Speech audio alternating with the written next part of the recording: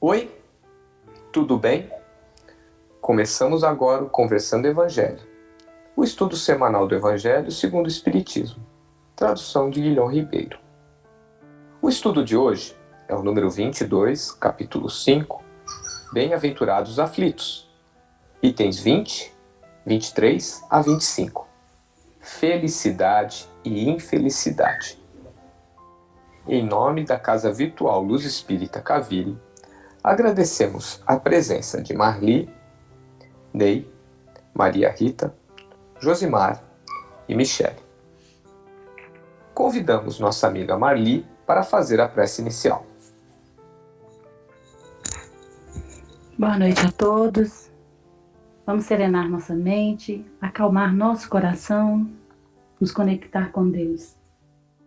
Mestre e amigo Jesus, agradecemos mais uma vez a oportunidade de estarmos bem, juntos, fazendo o estudo dessa noite, que possamos mais do que refletir, possamos verdadeiramente vivenciar essa passagem do seu Evangelho de amor.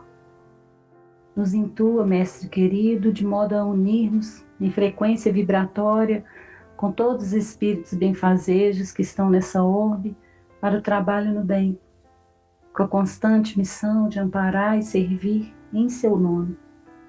Nos faça forte diante dos obstáculos que nos são impostos, com o objetivo de estimular o crescimento moral e espiritual. Nos faça paciente com todos e humilde em todos os momentos.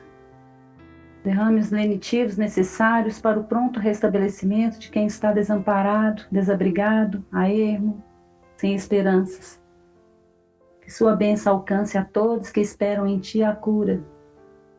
Que sejamos luz, refletindo sempre o amor, sua intenção de bondade e paz. Se conosco hoje e sempre, assim seja.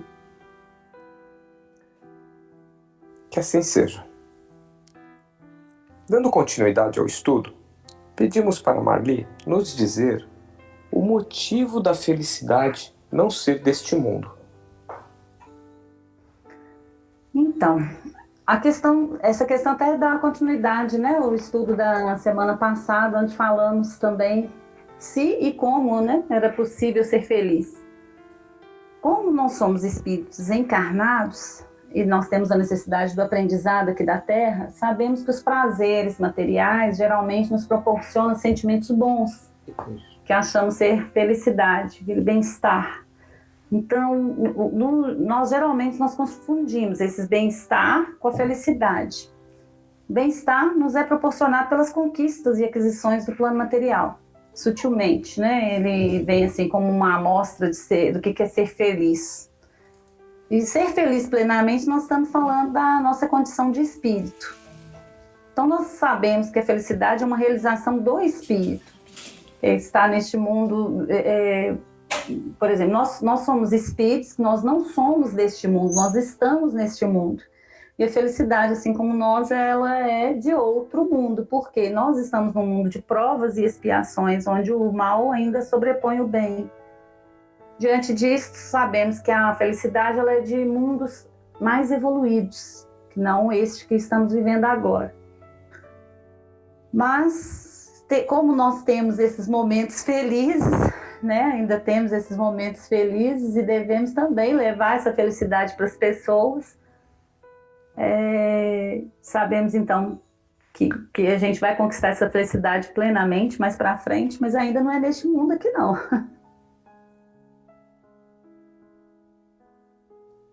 Realmente, né? A gente sabe que a felicidade plena não vai estar aqui neste mundo. E assim a gente tem muitos sofrimentos, né? Tormentos, né? E alguns deles nós podemos dizer que são tormentos voluntários. Alguém tem alguma ideia sobre esses tormentos voluntários?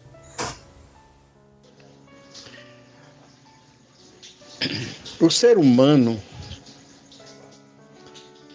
através do seu livre-arbítrio, ele decide fazer da sua vida um só objetivo, é subir, ganhar, manter a imagem, seja a que custo for. Todo, toda decisão da sua liberdade de agir, quando as graves e funestas consequências vêm, coloca a culpa em quem? Em Deus, no próximo, na incompreensão do mundo. E se acredita na reencarnação, debita ao revés do seu passado desventuroso. Mas, na verdade, o que acontece, se pudéssemos percentualizar, diremos que 90% dos males, as aflições humanas que trazem a dor e sofrimentos, verdadeiros tormentos, deriva dos nossos atos presentes, fruto da imprudência, da imprevidência, da imperícia, da ganância, do orgulho, da vaidade, das ambições e dos excessos de toda a ordem. Arruina-se os seres pela falta de ordem, de perseverança, pelo seu mau proceder, ou por não terem sabido limitar seus desejos. Quantas doenças teríamos evitado se não fosse a nossa intemperança, os nossos desatinos, as agressões ao próprio corpo físico? Repito, os excessos de toda a ordem, em resumo, são os tormentos chamados voluntários, que o próprio ser se impõe, independentemente da ordem das coisas naturais, independentemente da vontade do Criador, independentemente das vidas passadas, independente do próximo.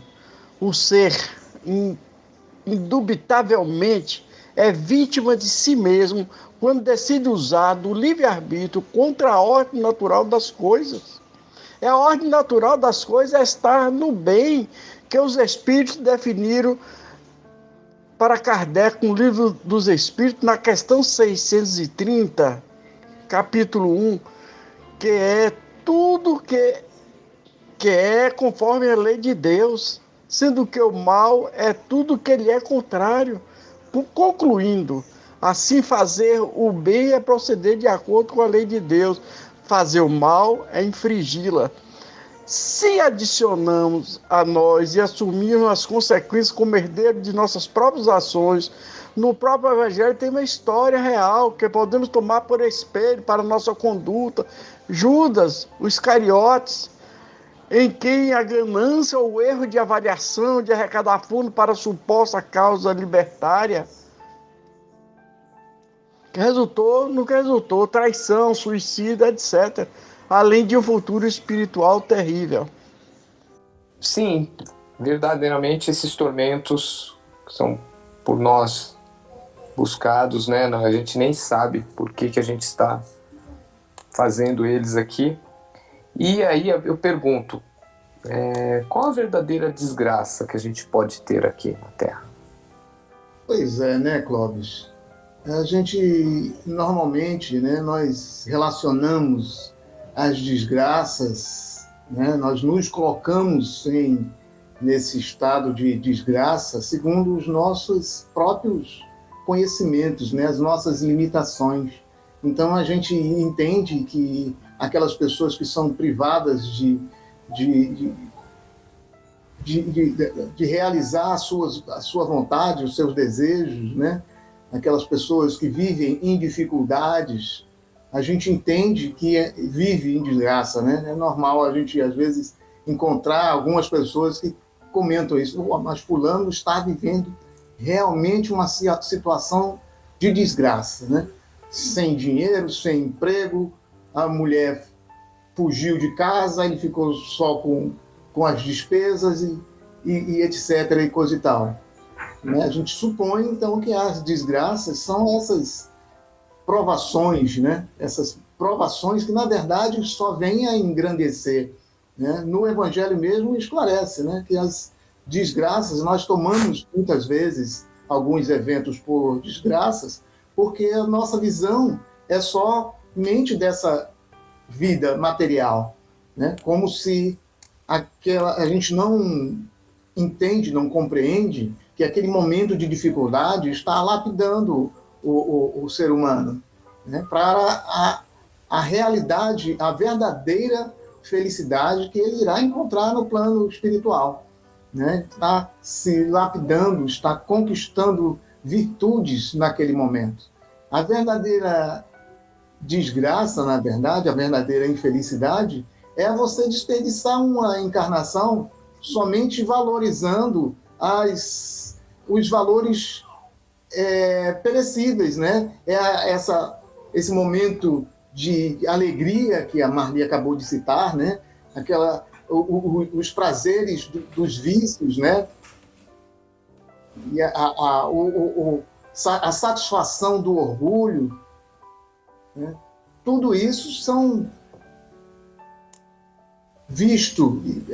Normalmente, quando nós estamos atravessando esse período, eu diria que é o período onde nós mais somos testados, né?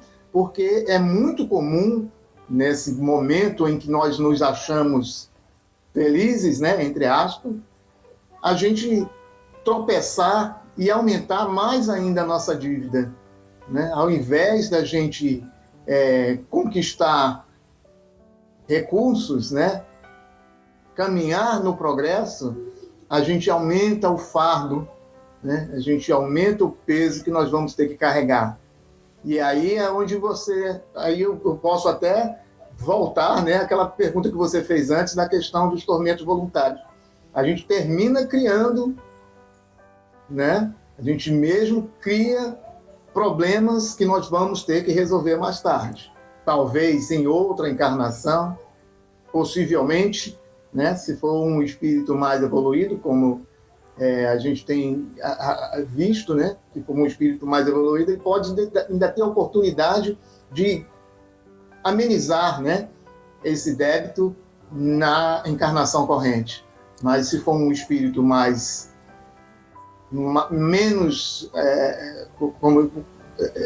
com menos progresso, ele deverá aguardar até uma outra encarnação, né, prolongando esse período para poder quitar as suas dívidas, né? A verdadeira desgraça, então, é realmente, como você disse lá no início, é desperdiçar a atual encarnação, né?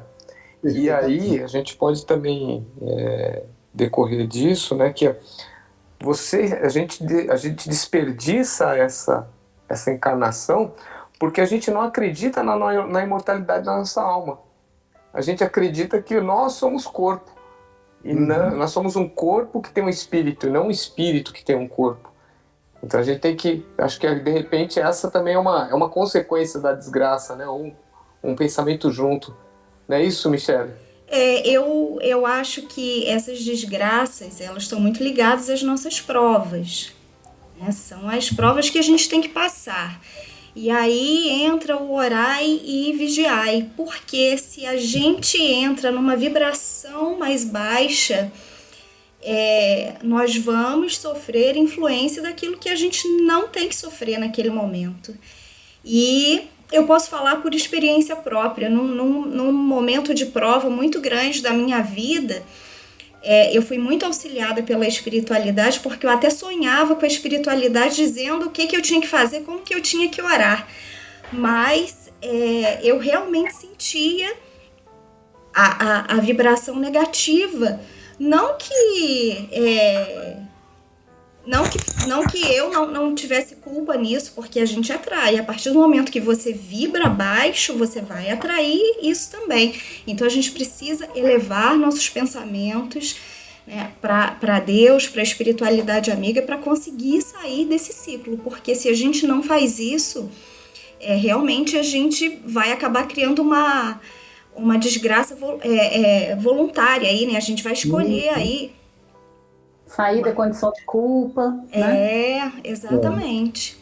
É o que a gente falou no estudo passado, né? É a dor, é a resiliência, pegar a dor e aprender com ela e seguir adiante. Não é fácil, não é um processo simples.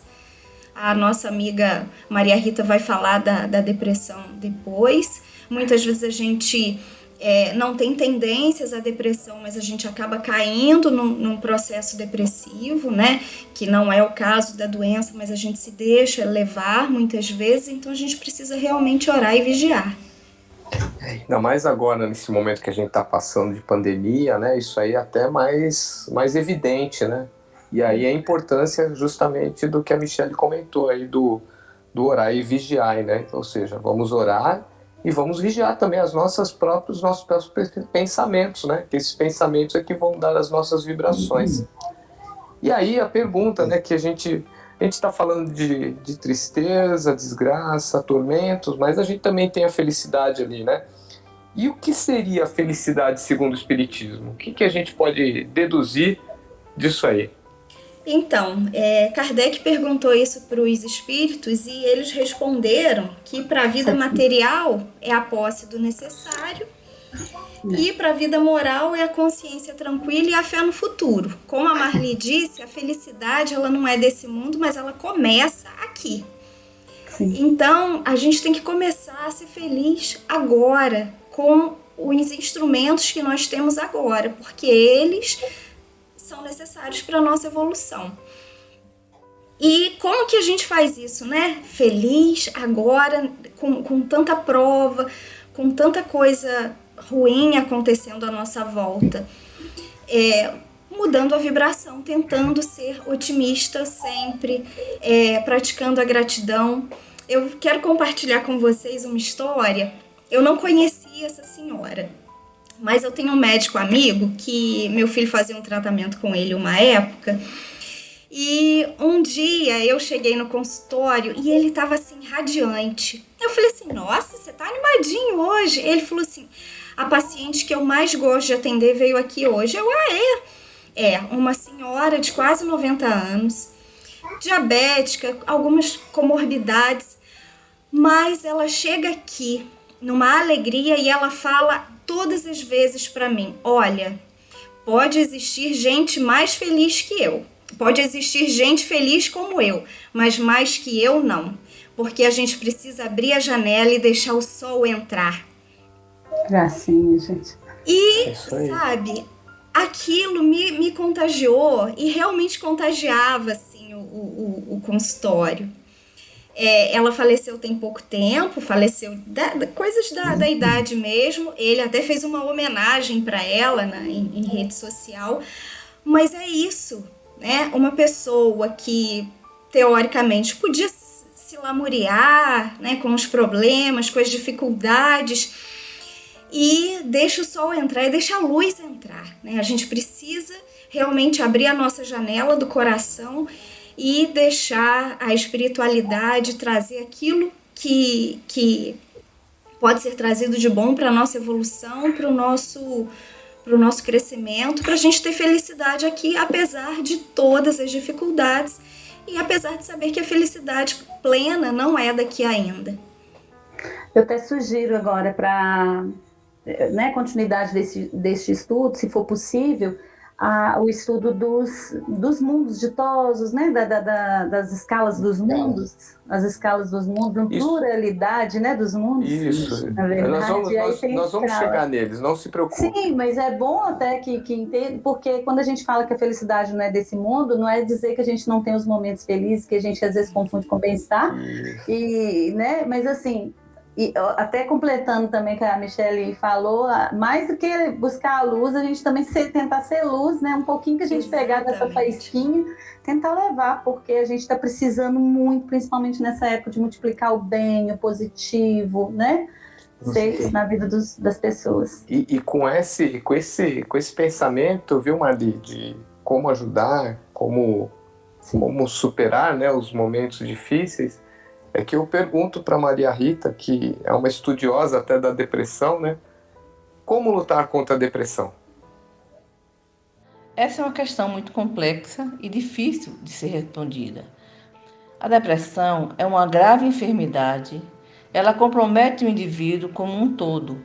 Seu corpo físico fica mais vulnerável às infecções, pois a depressão praticamente paralisa a produção de anticorpos, Estudos têm demonstrado que a alegria aumenta a produção de anticorpos, a tristeza diminui e a depressão paralisa.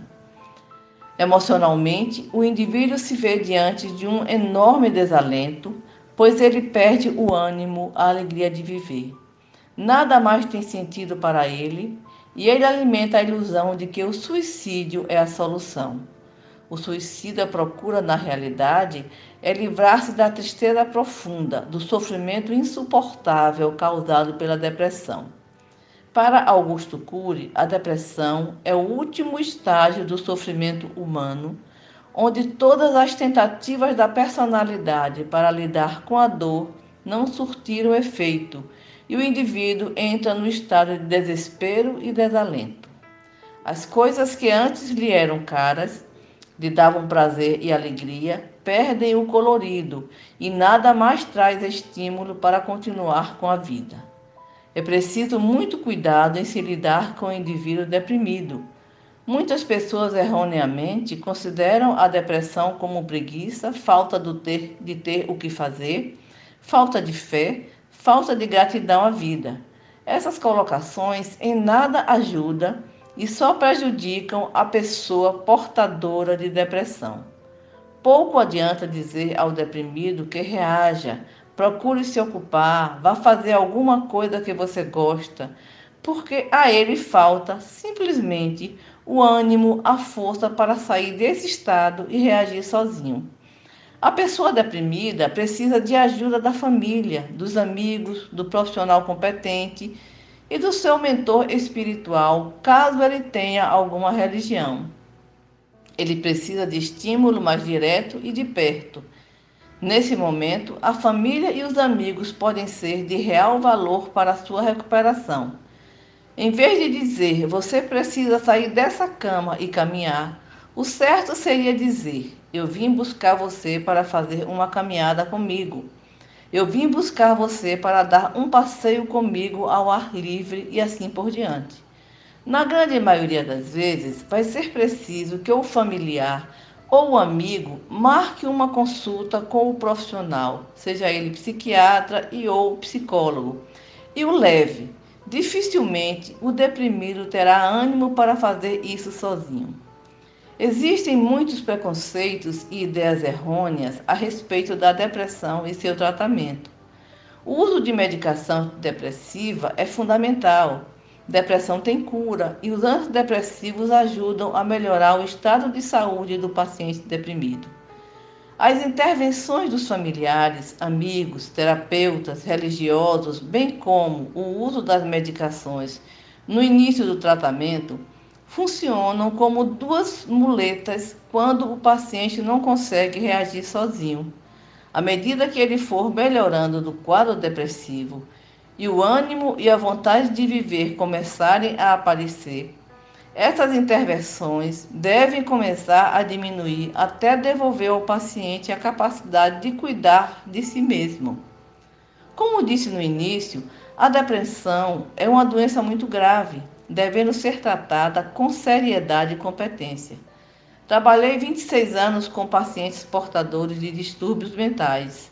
Prestei assistência a muitos pacientes deprimidos. Acompanhei de perto sua dor, seu sofrimento, seu desejo de pôr fim à própria vida. No início da minha carreira, eu não conseguia compreender muito bem o que levava uma pessoa a perder completamente o gosto pela vida ao ponto de querer suicidar-se. Me interessei tanto pelo assunto que passei a estudá-lo mais profundamente. Em muitos momentos ficava confusa, sem saber o que dizer ao paciente que pudesse amenizar seu sofrimento. Nestes momentos, sentava-me perto dele numa atitude de aceitação e empatia. Comecei a perceber que surtia efeito, porque o que realmente o paciente deprimido precisa, além do tratamento adequado, é de atenção, carinho, respeito e solidariedade. É preciso entender que o paciente deprimido não é um baixo astral. É, antes de tudo, um indivíduo em sofrimento psíquico insuportável, necessitando de apoio para recuperar sua independência, sua capacidade de autocuidar-se. Um dado importante que foi demonstrado em muitos trabalhos de pesquisa, inclusive na minha dissertação de mestrado, é que os pacientes que buscavam uma ocupação, que desenvolviam uma visão menos pessimista do mundo, que praticavam exercícios físicos, que praticavam uma atividade religiosa, que buscavam ser solidários e compassivos com o seu próximo, que desenvolviam uma atitude de gratidão e fé, melhoravam mais rapidamente do quadro depressivo e com menores possibilidades de recidiva. E aí, obrigado, Maria Rita, por ter explicado para nós, foi excelente. E assim, eu agradeço a colaboração de todos no estudo desta noite e peço para o nosso amigo Josimar fazer a prece de encerramento.